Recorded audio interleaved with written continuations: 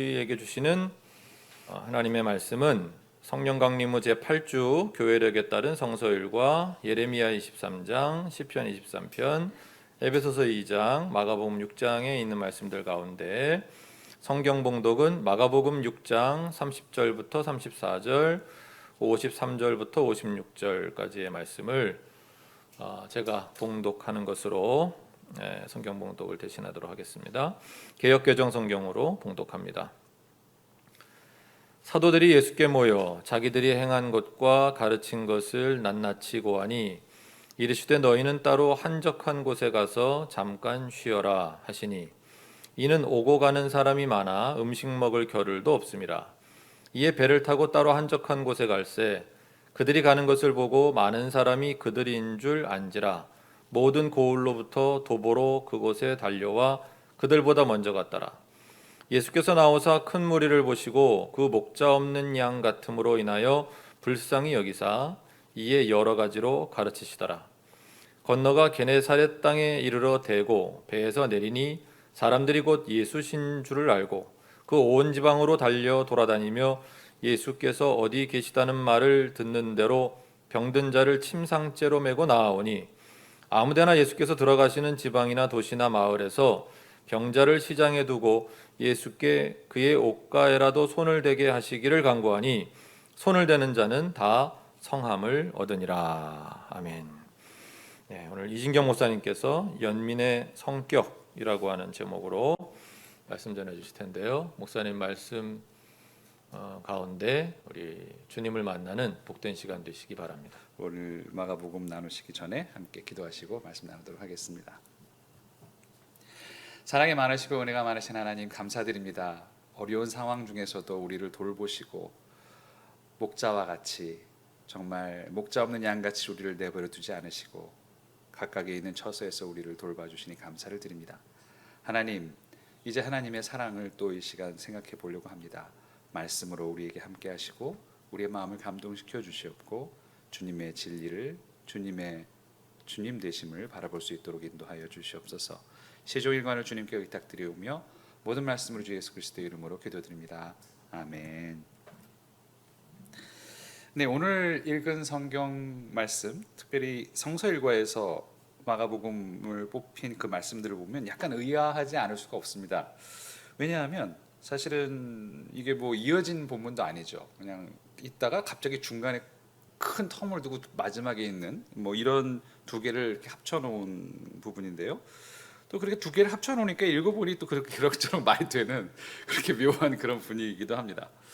근데 사실 오늘 읽은 내용들은 이 본문들이 이 다음에 나올 이야기, 예를 들자면 이제 6장 30절에서 34절 다음에 나오는 이야기들을 생각해 보면 약간 비중으로 보면 약간 하찮은 듯한 느낌이 드는 내용이에요. 왜냐하면 이 뒤에 나오는 이야기 바로 그 5천 명을 먹이신 기적의 이야기입니다.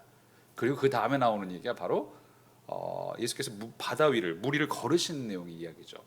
굉장히 엄청난 사건들이 있는 이야기들의 시작점이 되기도 하고 또 그 마지막이 되는 그 이야기처럼 나와 있는 게 바로 오늘에 있는 이야기입니다. 별로 그렇게 크게 중요해 보이지도 않고 성경 읽을 때라면 그냥 쓱 지나가고 마는 그런 본문이 바로 오늘의 이야기이기도 하죠. 그런데 바로 이 오늘의 이야기는 하나님께서 그리스도를 통하여서 그렇게 많은 기적을 보여주신 이 일들이 하나님의 어떤 마음으로부터 비롯하였는가를 작지만 짧지만 분명하게 보여주는 본문이기도 합니다. 아마 오늘 읽은 이야기 중에서도 또 하나를 뽑으라면 주제를 뽑으라면 아마 34절을 들 수 있을 것 같아요. 6장 34절에 있는 말씀이죠. 이것을 뭐 약간 저는 이 부분만 그냥 세 번역으로 읽어드리면 이렇습니다. 예수께서 배에서 내려서 큰 무리를 보시고 그들이 마치 목자 없는 양과 같으므로 그들을 불쌍히 여기셨다. 그리고 이제 그 다음에 이제 가르치셨다는 말씀이 나오죠. 어쩌면 여기까지 큰 무리를 보시고 그들이 목자 없는 양과 같으므로 그들을 불쌍히 여기셨다. 여기까지가 아마 이 모든 우리가 읽은 전체 이야기의 주제라고 볼 수도 있겠습니다. 이 목자 없는 양같이 라는 말, 목자 없는 양이라는 말은 사실 구약에서 몇 군데 중요한 군데 나옵니다.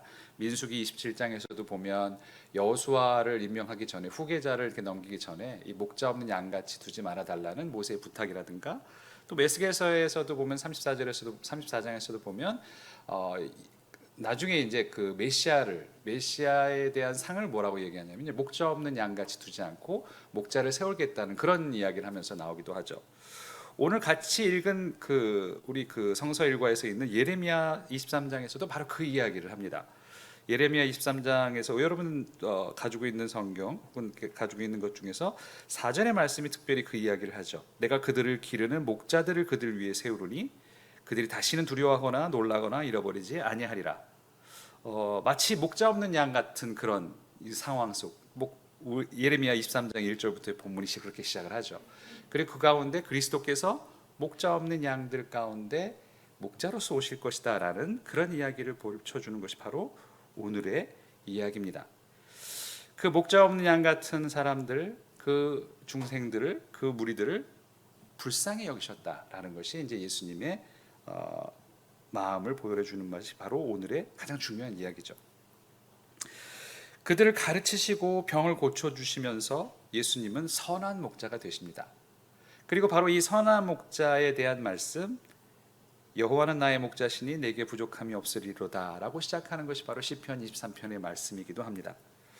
사실 이 말씀은 이 우리를 불쌍히 여기시며 선한 목자가 되신 이 예수님의 이 사역은, 이것은 사실은 모든 예수님의 사역을 한마디로 이렇게 압축해서 보여주는 얘기도 합니다. 그러니까 예수님의 모든 사역을 가능하게 했던 것은 이 불쌍히 여기는 마음이죠. 긍휼이라고 볼 수도 있겠죠. 긍휼이자 다른 말로 하면 연민이 될 수도 있을 것입니다. 그러니까 예수님의 연민은 사실 하나님의 본질을 보여주는 가장 중요한 부분이기도 합니다. 그리스도는 하나님이 인간이 되신 것이라고 우리는 고백을 하죠. 그 성육신의 교리 가운데서 예수님이 보여주신 연민은 바로 하나님께서 우리에게 보여주신 연민을 상징적으로 보여줍니다. 그래서 시편 23편은 하나님은, 여호와는 나의 목자시다라고 고백을 하는 거죠. 메시아도, 그 하나님의 마음을 대변하는 메시아도 역시 우리의 목자로서 우리를 불쌍히 여기시고 우리를 긍휼히 여기시고 연민을 보여주시는 그런 분이라고 성경은 전합니다.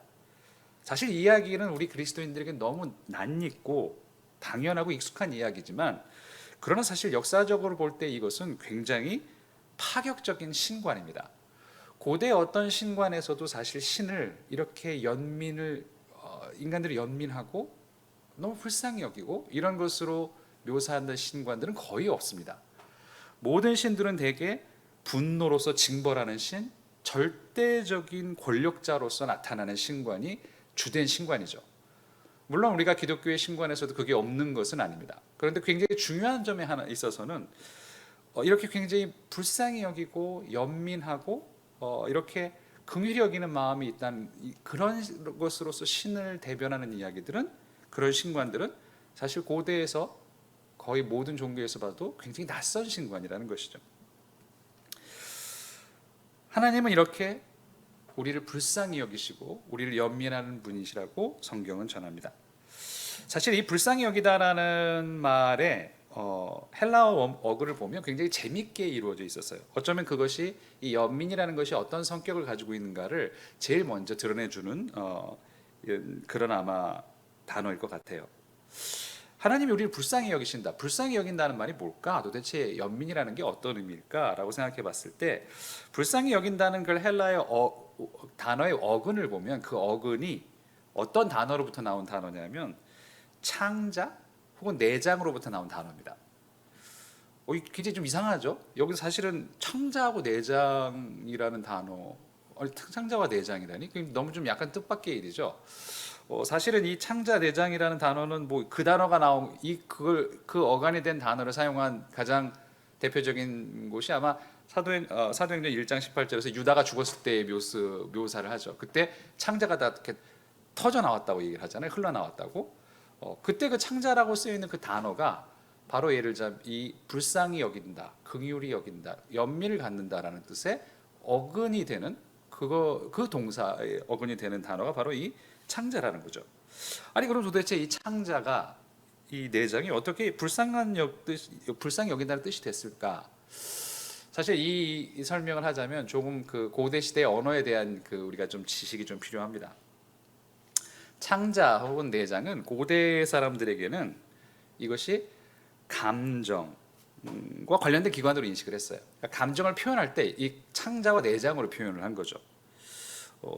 약간 좀 이상한 거죠. 말하자면 지금 우리나라 우리 그 현대인들이 이 심장으로 표현하는 그런 것들을 그 사람들은 내장이나 창자로 표현했던 거예요.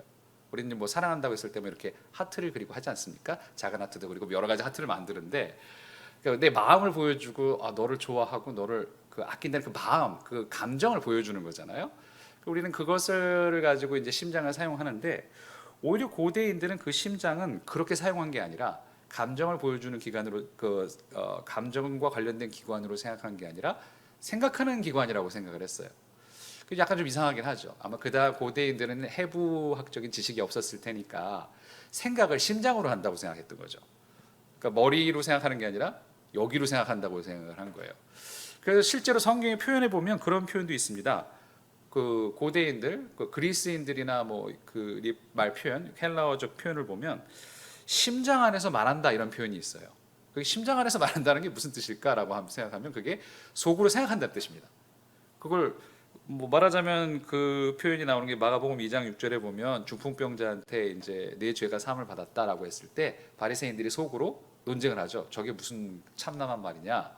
하나님 외에 어떻게 누가 죄를 용서할 수 없느냐? 그들이 속으로 생각했다라는 표현도 그렇게 돼 있어요. 심장 안에서 그들이 뭐 생각했다는 표현으로 돼 있어요. 심장이 생각하는 기관이었던 반면에 이 창자와 내장은 고대 사람들에게는 이렇게 감정을 보여주는 기관이었던 거죠. 사실은 이걸 가장 말하자면 지금의 심장을 대체했던 역할인 건데 이걸 잘 드러내주는 본문이 바로 빌립보서 1장 8절의 말씀입니다. 빌립보서 1장 8절에 보면 우리가 이렇게 성경에 기록되어 있죠. 내가 예수 그리스도의 심장으로 너희 무리를 얼마나 사모하는지 하나님이 내 증인이시니라 라고 되어 있는데 이 심장이라는 말이 원어에는 창자로 되어 있어요. 사실은 이렇게 원어로 해석하면 굉장히 이상한 말이 되는 거죠. 내가 그리스도의 창자로 그리스도의 내장으로 너희를 얼마나 사모하는지 하나님 내 증인이시라. 이거를 근데 현대적으로 번역했을 때 심장으로 번역한 게 그대로 잘 매칭이 되는 번역이에요, 사실은. 그러니까 이 심장의 어감을 예를 들자면 창자가 가지고 있었던 거죠. 지금 이 저변역은 제가 개역 개정으로 보여드렸는데 사실 그래서 다른 번역들은 조금 그래서 심정 이런 식으로 번역하기도 했어요. 그걸 심장이라고 번역 안 하고 어쨌든 그것과 지금의 우리가 심장이라는 그 상징을 사용하는 것이 그대로 창자였던 것이죠. 실제로 그래서 이 창자라는 말을 긍휼이라는 말로 그 뜻으로 번역한 곳도 굉장히 많습니다. 아까 사도행전에서 유다의 죽음을 이랬을 때 정말 창자라는 뜻으로 창자로 번역을 했지만 이 창자라고 번역하지 않고 이 창자를 긍휼이라고 번역한 곳이 대표적으로 두 군데만 말씀드리면 빌립보서 2장 1절에서 4절에 보면 이렇게 기록되어 있죠. 그러므로 그리스도 안에 무슨 권면이나 사랑의 위로나 성령의 무슨 교제나 긍휼이나 자비가 있거든 마음을 같이하여 같은 사랑을 가지고 뜻을 합하며 한 마음을 품어 아무 일에든지 다툼이나 허영으로 하지 말고 오직 겸손한 마음으로 각각 자기보다 남을 낮게 여기고 각각 자기 일을 돌볼 뿐더러 또한 각각 다른 사람들의 일을 돌보아 나의 기쁨을 충만하게 하라. 이 바울 사도의 권면이신데 여러분이 짐작할 수 있겠지만 하나님이 그리스도 안에 무슨 권면이나 사랑의 무슨 위로나 성령의 무슨 교제나 긍휼이나 자비나 했을 때 이 긍휼이라는 말이 창자라는 말로 되어 있어요. 그걸 그렇게 번역을 한 거죠. 긍휼이라는 말로. 또 그냥 한 군데만 말씀드리면 그 세례 요한의 아버지였던 사가랴가 세례 요한이 태어나자마자 세례 요한에 대해서 예언을 하는 장면이 나옵니다. 누가복음 1장 76절에서 79절의 장면이죠. 거기에 보면 이렇게 이야기를 하죠. 이 아이는 이제 세례 요한을 가리키는 말이죠. 내가 지극히 높으신 이의 선지자라 일컬음을 받고 주 앞에 앞서가서 그 길을 준비하여 주의 백성에게 그 죄 사함으로 말미암는 구원을 알게 하리니 이는 우리 하나님의 긍휼로 인함이라. 이로써 돋는 해가 위로부터 우리에게 임하여 어둠과 죽음의 그늘 안에 앉은 자에게 비치고 우리 발을 평강의 길로 인도하시리로다 하니라. 여러분이 짐작하시는 것처럼 78절에 있는 우리 하나님의 긍휼이라는 말에 이 긍휼이 바로 창자라는 말로 되어 있어요. 우리 하나님의 창자로 인합니다. 뭐 이렇게 되어 있는 거죠. 사실은 이게 좀 처음엔 약간 낯설기도 하지만 흥미롭게도 이 창자와 내장으로 가지고 감정을 표현한 것이 서양에서만 그랬던 것은 아닙니다. 그리스나 뭐 헬레니즘 세계에서만 그랬던 것이 아니라 우리나라에서도 사실 동일하죠. 창자나 이 쓸개, 내장, 간에 해당하는 옛말이 여러분은 아시는지 모르겠지만 그게 바로 애죠. 애라는 말이 사실 창자, 뭐 간장, 쓸개 이거에 대한 옛 우리 말이라는 거죠. 우리는 여기에다 많은 말을 붙여서 감정을 표현했습니다. 애가 끊는다, 끊어진다는 표현. 애 끊는다, 애가 끊어지는 것 같다. 그 아픔들 같은 거를 얘기할 때 그렇게 얘기하죠. 혹은 애가 끓는다는 표현도 쓰죠. 둘 다 있더라고요. 우리나라 말 사전을 찾아보니까 애 끊는다, 애가 끊어지는 것 같다. 애 끓는다, 애가 끓는 것 같다. 애가 타는 것 같다, 애 탄다는 말도 하죠. 심지어 이제 애하고 같이 애간장이라는 말은 어쩌면 동어 반복일 텐데 애간장이 녹는다 이런 말을 쓰면서 사실은 우리나라 말도 애를 태우고 애를 말리고 뭐 애간장 그런 얘기를 쓰면서 이 창자와 더불어서 그걸 가지고 감정을 표현하는 말로 우리 민족도 많이 썼던 것이죠. 그래서 사실은 이렇게 생각해 보면 하나님께서 우리를 불쌍히 여기신다라는 말이 이 내장 창자와 관련된 것이라고 생각해 보면 어쩌면 이것은 우리말로 가장 이 애를 사용해서 우리가 사용했던 그 말과 가장 적합하게 잘 맞는 말이라고 생각이 들어요.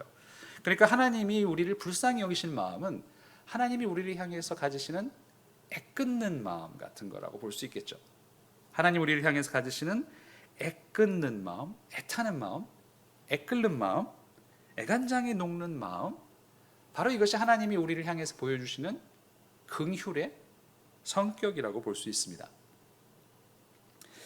성서 일과에서 나타나는 에베소서의 본문은 이 하나님의 연민이 누구를 막론하고 모든 사람들에게 임하고 있음을 또 전하고 있습니다.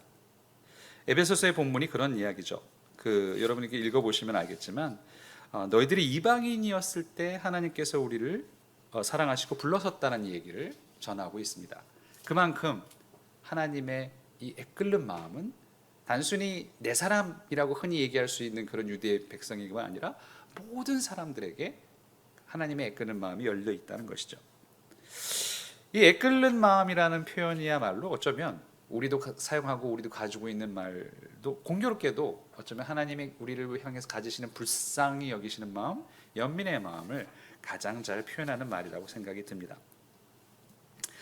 이 하나님의 연민의 성격에 대한 이 애끓는 마음 이외에 또 다른 성격도 또 우리는 한번 생각해 볼 수가 있을 것 같습니다. 그걸 생각해 볼 수 있는 좋은 단초들이 그 연민이라는 것을 표현한 그 영어 단어나 독일어 단어죠. 영어로 이제 연민 그러면 우리가 뭐 여러 가지 단어가 있을 수 있겠지만 컴패션 같은 단어로 생각하죠. 컴패션이라는 단어도 있고 뭐 독일어에서는 미트라이트라는 말을 사용하긴 하는데 비슷한 뜻입니다. 컴패션이라는 말은 무슨 뜻입니까, 여러분? 함께, 컴이라는 게 항상 함께, 같이 이런 뜻이죠. 패션은 패션 오브 크라이스트에 나오는 것처럼 당하고 고통을 당하는 걸 이야기를 합니다. 그런 뜻도 있습니다. 그러니까 컴패션이라는 말은 뭐냐면 그대로 함께 고통을 당한다는 뜻이죠. 미트라이트도 마찬가지. 독일어의 미트도 함께라는 뜻이고 라이트도 라이덴도 고통을 방한다는 뜻이 있어서 이 둘 다 독일어나 영어에서 이 그 컴패션이라는 뜻은 함께 고통을 당한다는 뜻입니다. 바로 이 지점에서 연민과 동정의 차이가 나타납니다. 동정은 pity, 영어로 그렇게 얘기하죠. 동정은 어느 정도 이렇게 거리를 두고도 가질 수 있는 마음입니다. 대상과 내가 거리를 가지고서 가질 수 있는 마음이 동정이죠. 동정은 내가 그래 이렇게 멀리서 불쌍하네 라고 느낄 수 있는 그런 마음이죠. 그러나 연민, 우리 컴패션이라고 불렀을 때 연민은 그렇지 않습니다. 이것은 함께 고통을 당하지 않고는 가질 수 없는 마음입니다. 그러니까 연민의 전제 조건은 뭐냐면 그 대상과의 무조건적인 유대이죠. 그와 함께 유대하는 것, 그 대상과 함께 그 고통을 고스란히 느낄 수 있고 겪어야만 연민이라는 게 가능하다는 이야기입니다. 그리스도의 연민은 바로 이런 종류의 연민이십니다. 예수께서 우리를 보시고 양무리를 보시고 느끼시는 연민은 그러니까 이렇게 위에서 아래를 내려다보면서 아유 저것들 참 불쌍하네 라는 식의 그런 관심이 아닙니다. 그런 식의 동정 어린 마음이 아니죠. 그것은 이런 거리를 두고 느끼는 불쌍함의 감정이 아니라 우리와 함께 고통당하심으로 아시는 가운데서 느끼시는 그 연민의 마음입니다. 그 불쌍함의 마음인 거죠. 성육신의 교리가 전하는 것도 정확하게 바로 그것입니다. 성육신의 본질은 예수께서 출생부터 시작해서 죽음에 이르기까지 우리와 똑같은 모든 일을 겪으시면서 고통을 당하셨다. 하나님께서 그렇게 고통을 당하셨다는 것에 대한 그러한 선언입니다. 그러므로 예수님의 연민은 단순하게 멀리서 불쌍히 여기는 그런 위에서 아래를 내려다보면서 동정하는 마음이 아니라 우리와 함께 겪으시면서 그렇게 우리를 불쌍히 여기시는 마음입니다. 이 이야기는 우리와 함께 겪으시면서 여겼다는 그 불쌍하게 이 연민의 성격은 동시에 우리가 당연히 행해야 할 연민의 성격이 어떠한 것인가도 성경은 이야기해 줍니다. 아까 우리가 읽어봤던 그 긍휼이라는 말, 창자를 긍휼이라는 말로 번역했던 빌립보서의 이야기가 바로 그런 이야기였죠. 너희 안에 그리스도 안에서 무슨 사랑이나 위로나 교제나 긍휼이 있으면 이라는 말을 하죠. 그러니까 이 말은 이 긍휼이 믿는 사람들 안에서 서로 안에서 벌어져야 되는 일들로 나타내고 있는 그런 본문입니다. 이 빌립보서 2장 본문 이외에도 신앙인들이 서로를 향해서 보여야 하는 그 연민의 마음, 긍휼의 마음에 대해서 골로새서 3장 12절에서 14절은 이렇게 전하고 있습니다. 그러므로 너희는 하나님이 택하사 거룩하고 사랑받는 자처럼 긍휼과 자비와 겸손과 온유와 오래 참음을 옷 입고 누가 너희에게 불만이 있거든 서로 용납하여 피차 용서하되 주께서 너희를 용서하신 것 같이 너희도 그러하고 이 모든 것 위에 사랑을 더하라. 주께서 우리를 용서하신 것 같이 너희도 그러하라 라는 말처럼 골로새서의 저자는 긍휼을 이야기하면서 하나님께서 우리에게 보여주신 긍휼을 생각하고 있는지도 모릅니다. 하나님께서 우리를 향해서 보여주시는 그 긍휼을 우리도 그렇게 서로에 대해서 가져야 된다는 이야기죠. 그 긍휼은 애타는 마음이며 애끓는 마음입니다. 그 애끓는 마음을 서로를 향해서 보여야 되는 것이고 또 그 모든 것을 겪고 나는 동정이 아닌 모든 유대에서 나오는 그 긍휼을 보여야 한다고 성경은 우리에게 권면하고 있는 것입니다. 우리는 지금 이 하나님의 연민을 실천할 준비가 되어 있는가? 그리고 과연 그렇게 하고 있는가가 우리 스스로에게 물어야 할 질문일 것입니다. 이것은 단순히 개인적인 차원만이 아닙니다. 사실 오늘 본문의 마지막 구절, 크게 중간 이야기를, 큰 이야기들을 띄워놓고 마지막으로 병 고치시는 얘기를 하는 그 구절에서는 사실은 이 연민의 차원이 교회의 차원으로까지 확장될 수 있음을 암시한다고도 볼 수 있을 것 같습니다. 오늘 마가복음 그 마지막에 있었던 50 몇 절이죠? 53절부터 56절에 있는 말씀이죠. 거기에 보면 게네사렛 땅에 데리고 배에서 내려서 사람들이 막 예수님께로 다가오는 장면들이 있습니다. 예수의 소문을 듣고 병든 사람들을 데리고 병자들이 막 몰려듭니다. 그냥 누구나 아무나 다 몰려드는 거죠. 그냥 사람들이 자기가 고통이 있는 사람들이 다 몰려듭니다. 그 순간에 마가복음 5장 56절에는 이렇게 전하고 있습니다. 아무데나 예수께서 들어가시는 지방이나 도시나 마을에서 병자를 시장에 두고 예수께 그의 옷가에라도 손을 대시기를 간구하니 손을 대는 자는 다 성함을 얻으니라. 뭐 이렇게 돼 있죠. 옷가에 손을 대면 나았다. 뭐 이 이야기는 예전에도 뭐 여기서 다른 이야기에서 여러분 기억이 나신 부분이 있을 거예요. 이 이야기가 상징하는 것이 무엇일까를 한번 생각해 보면 옷가라는 것이 무엇인가를 조금 더 생각해 볼 필요가 있을 것 같습니다. 옷가라고 번역이 되어 있는데 사실 이 옷가라는 말은 옷 자락을 뜻할 수도 있지만 옷의 끝단을 이야기할 수도 있고 또는 옷수를 가리키는 말일 수도 있습니다. 그래서 사실은 그냥 옷에 손을 단다 이런 말이 아니라 옷가, 뭐 그 단어가 하나 있거든요. 그게 사실은 여러 가지 뜻을 가질 수 있는데 그 중에 중요한 뜻이 술 이런 걸 옷수리인 거죠. 아마도 그것을 가르쳤을 것 같아요. 그럼 이 옷술이 어떤 것이냐? 사실 유대인들은 모든 겉옷을 만들 때마다 흰 실과 푸른 실을 꼬아서 옷자락에 네 곳에 술을 달았다고 합니다. 사실 이것은 성경에서 명령하신 것이기도 해요. 신명기 22장 12절에 보면 하나님께서 이스라엘 백성들에게 이렇게 말씀하십니다. 너희는 너희가 입는 겉옷에 네 귀에 술을 만들지니라. 옷 자락에 술을 만들라는 거죠. 그리고 이 옷술이 가지고 있는 의미를, 그것이 어떤 의미가 있고 어떤 목적을 가지고 있는지를 민수기 15장 37절에서 39절에서 이렇게 설명하고 있습니다. 여호와께서 모세에게 말씀하여 이르시되 이스라엘 자손에게 명령하여 대대로 그들의 옷단 귀에 술을 만들고 청색끈을 그 귀의 술에 더하라. 이 술은 너희가 보고 여호와의 모든 계명을 기억하며 준행하고 너희를 방종하게 하는 자신의 마음과 눈의 욕심을 따라 음행하지 않게 하기 위함이라. 그러니까 이 술을 만든 목적이 뭐냐면, 그 취지는 뭐냐면 그것을 보고 하나님의 계명을 상기하게 하고 악행을 하지 않도록 제어하기 위해서 술을 달았다는 것이죠. 그것을 볼 때마다 이렇게 하면 안 되겠구나, 하나님이 이런 계명을 우리에게 주셨구나를 기억하게 만들기 위해서 그 술을 달았다는 것이죠. 세상에서 이 역할을 수행하고 있는 것이 무엇일까요? 하나님의 계명을 기억하게 하고 나쁜 짓을 하면 안 된다라는 그것을 제어하게 만들어야 되는 것, 그것은 바로 하나님의 교회입니다. 교회가 하는 역할은 하나님의 계명을 사람들에게 기억하게 하게 하고 악한 일을 하지 못하도록 양심을 두드리는 것이 바로 교회의 역할이죠. 그렇다면 교회는 그리스도의 옷술과도 같은 존재입니다. 다가오는 모든 사람들이, 그들이 누구이든 간에 자신의 아픔을 가지고 찾아오는 모든 사람들이 치유받을 수 있도록 그리스도와 연결시켜주는 통로가 바로 그 옷술이고, 그것이 바로 교회가 해야 될 일입니다. 하나님의 연민이, 하나님의 그 애끓는 마음과 하나님의 애타는 마음이 흘러가 닿을 수 있도록 하는 통로가, 그 옷술이 교회여야 한다는 말이죠.